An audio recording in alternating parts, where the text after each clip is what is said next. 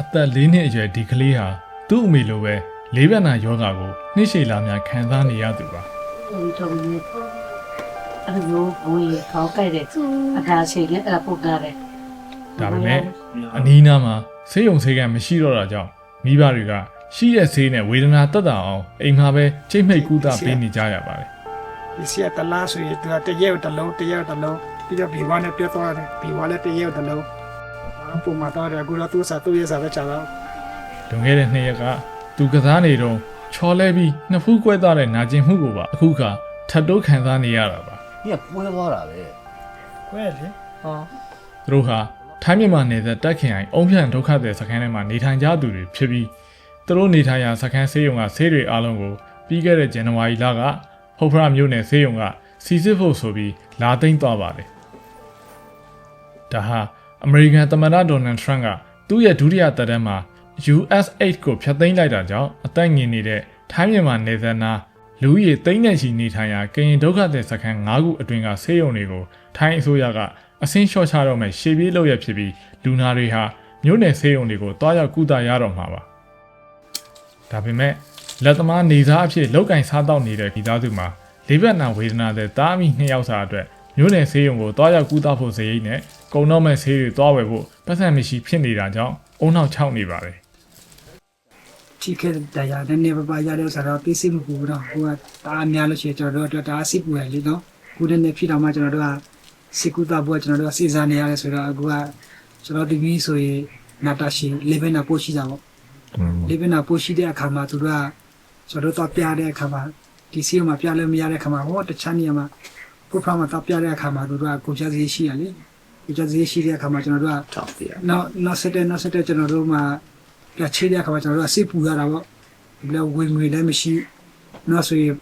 ဒီဥစ္စာခဏလေးပဲပြင်းပြဥစ္စာမဟုတ်လေနာတာရှိဖြစ်တဲ့အတွက်ကြောင့်ဘယ်ချီလာဆက်သွားရမလဲဒီ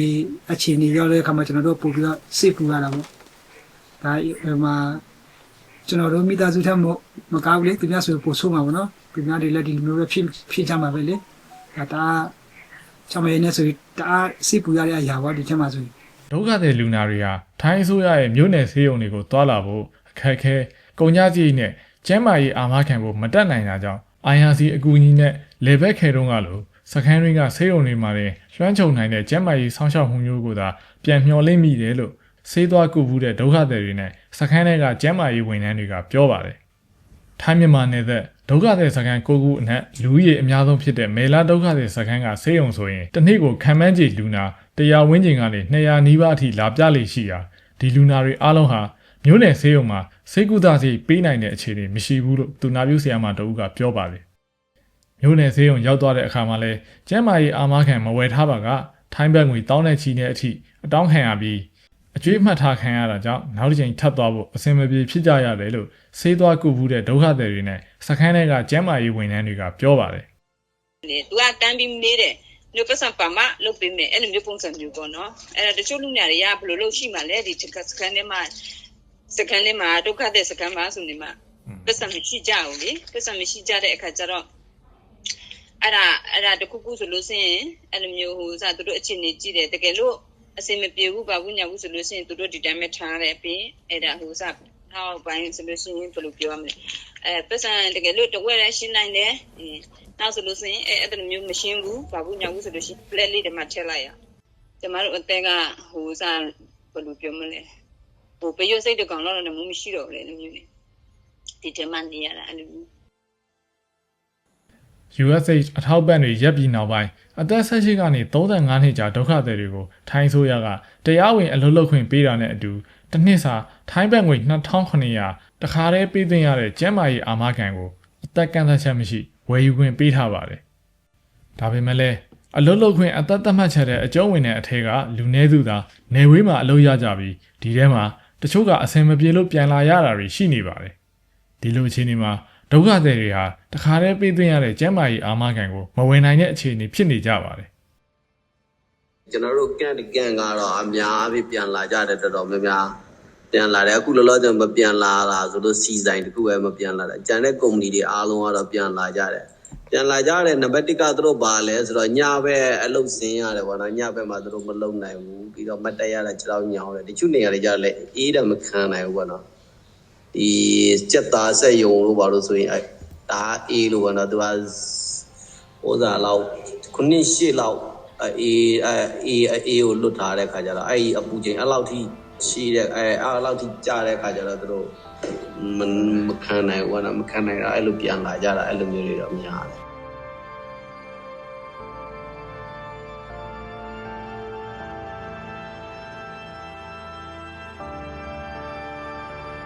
အုံးပြန်ဒုက္ခတဲ့စကန်ဆေးရုံရဲ့အချက်လက်တွေရတလားကိုပြန်မြတင်တော့ဟာ2024ခုနှစ်ထဲမှာ4ရောက်ဝန်းကျင်ရှိရာကနေ IRC ရက်သွားတဲ့2025ခုနှစ်ထဲမှာ8ရောက်ဝန်းကျင်အထိဖြစ်သွားတယ်လို့အုံးပြန်စကန်ကဆေးရုံတာဝန်ရှိသူတို့ကပြောပါတယ် IPD ပိတ်ထားတယ်လက်ရှိမှာဘာကြောင့်လဲဆိုတော့သူကရေရှည် run မှာဖြစ်တဲ့ကြောင့်မလို့ IPD ကိုမဖွင့်တာဘူး admission ပေးမတင်တာဘူးOPD မှာပဲလူနာတွေမနေ့ပိုင်းကြည့်တယ်အရေးပေါ် emergency standby အတွက်ကို IPD မှာဝန်ထမ်းတွေတော့ထားတာပေးတယ်ဒါမျိုးလေးတွေပေါ့နော်အဲ့ခါကျတော့လူနာတွေကIPD ဆေးရုံမရှိတော့ဘူးဆိုတော့နိုင်ကလောက်အိမ်မှာချိန်မဲ့ခံစားရတယ်ရှိတဲ့ဆေးလေးနဲ့သူကလည်းသူနေတယ်အဲ့မပြေတဲ့ချိန်ကြတော့မှဆေးရုံရောက်လာရင်တော့သူ့ဟာလေးတွေမမီတော့ဘူးပေါ့နော်အဲ့တော့ဒီဆုံးလုံးတက်လာတဲ့အကြောင်းရင်းတွေက IPD လေးပိတ်လိုက်ရတာပေါ့နော်အမျိုးလေးတွေကျွန်တော်တို့ယူဆရတာပေါ့ IRC ရှိစဉ်ကဒုက္ခတဲ့စခန်းတွေကနေမျိုးနယ်ဆေးရုံတွေကိုတွားဖို့လိုအပ်လာပြီဆိုရင်လူနာလွှဲတာနဲ့အတူ IRC ကကားနဲ့ဈေးငိမ့်လိုက်ပို့ပေးပါတယ် IRC ရက်သွားတဲ့နောက်မှာတော့မျိုးနယ်ဆေးရုံတွေကိုအရောက်သွားနိုင်ဖို့ကားစီစဉ်ရတာမှလည်းစိန်ခေါ်မှုတရဖြစ်လာတယ်လို့ဒုက္ခသည်တွေကပြောပါတယ်လူဦးရေ1000ကျော်နေထိုင်တဲ့အုံးဖြန့်စခန်းကနေဆိုရင်မိုင်40ကျော်ဝေးတဲ့ဖုတ်ဖရမြို့နယ်ဆေးရုံကိုကိုယ့်အစီအစဉ်နဲ့ကိုသွားဖို့စခန်းကကိုထူကိုထာကစီစဉ်ထားပြီးစီဖို့ဖြစ်တယောက်ကိုထိုင်းဘတ်ငွေ200ကောက်ခံရတယ်လို့အုံးဖြန့်စခန်းဆေးရုံတာဝန်ရှိသူနောက်ထပ်တဦးကဆိုပါတယ်ဒီကားကလူအများဆုံး12ယောက်ပဲဆန်းတာကြောင့်မကြာခဏလူမဆန်းတဲ့ပြဿနာတွေလည်းကြုံရတယ်လို့သူကပြောပါတယ်ဆယ်စုနှစ်ပေါင်းများစွာအကြံတဲတွေနဲ့ရင်ဆိုင်နေကြရတဲ့ဒုက္ခသည်စခန်းကလူတွေဟာ US ငွေနဲ့လဲပတ်ခဲ့တဲ့နိုင်ငံတကာကယ်ဆယ်ရေးကော်မတီ IRC ရဲ့လုပ်ငန်းစဉ်တွေရပ်တန့်ပြီးတဲ့နောက်ထပ်အကြံတဲတွေနဲ့ပါထပ်မံရင်ဆိုင်နေကြရတာပါ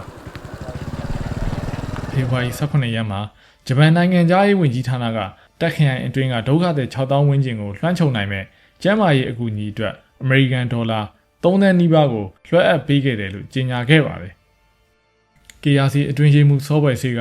ဒီကူညီနဲ့ပတ်သက်လို့ဒီနေ့အထိတော့ဒုက္ခသည်စခန်းတာဝန်ရှိသူတွေနဲ့အသေးစိတ်ဆွေးနွေးတိုင်ပင်ဖြစ်တာမရှိသေးပဲထိုင်းအစိုးရရဲ့စီမံခန့်ခွဲမှုနောက်ကိုသာလိုက်ရမယ့်အနေအထားဖြစ်ပြီးတခြားရွေးချယ်စရာမရှိဘူးလို့ဆိုပါတယ်။အရင်တော့က IRC ကပေးထားတဲ့ဆေးရဲ့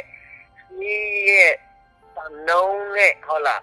နောက်ပြီးတော့လုပ်ငန်းခွင်ရဲ့အတိုင်းအတာနဲ့သူတို့ချမှတ်ထားတဲ့လူဦးရေကအများများတယ်ပေါ့နော်အများများတယ်ဒါပေမဲ့ကျန်းမာရေးရဲ့ဌာနပေါ့နော်ဒီထိုင်းနိုင်ငံရဲ့ကျန်းမာရေးဌာနအနေနဲ့သူတို့ဆေးရုံရဲ့ဌာနအနေနဲ့တွားမယ်ဆိုလို့ရှိရင်